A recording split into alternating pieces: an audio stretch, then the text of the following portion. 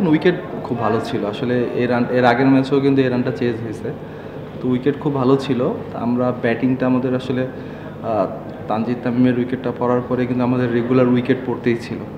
ওই জায়গাটা আমরা একটু পিছিয়ে গেছি। হয়তো আমাদের উইকেট যদি না পড়তো এভাবে, তাহলে এই রানটা অনেক ইজিলি চেজেবল হইতো। উইকেটটা অনেক বেশি ভালো ছিল আজকে। আমরা এই যে লাস্ট যে টি-20টা খেলছি, এনসিএল টি-20 যেটা হয় সিলেটে, সেটা লাইভ টেলিকাস্ট হওয়ার কারণে কিন্তু একটা ভালো লাইমলাইট আসে। এর আগে কিন্তু আমাদের বিপিএল ছাড়া এরকম টুর্নামেন্ট হয় না যে আমাদের লোকাল প্লেয়াররা লাইমলাইটে আসবে। তাই বলতে হবে যে এই টুর্নামেন্টের মাধ্যমে লাইমলাইটে আসা।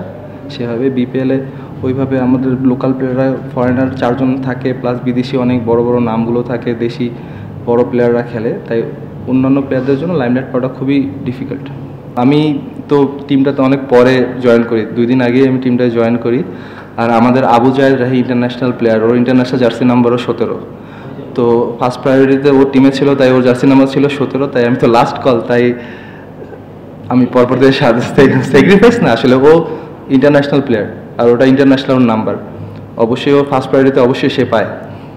আমাদের পাওয়ার প্লেতে কিন্তু 6 ওভারে 58 রান হওয়ার পরে আমাদের মিডল অর্ডারটা কলাপস করে। আসলে মিডল অর্ডার রান না করেনি দেখে আসলে মনে হচ্ছে এরকম, বাট যারা আছে তারা ওয়েল ক্যাপাবল দেখে এই টিমটা খেলে।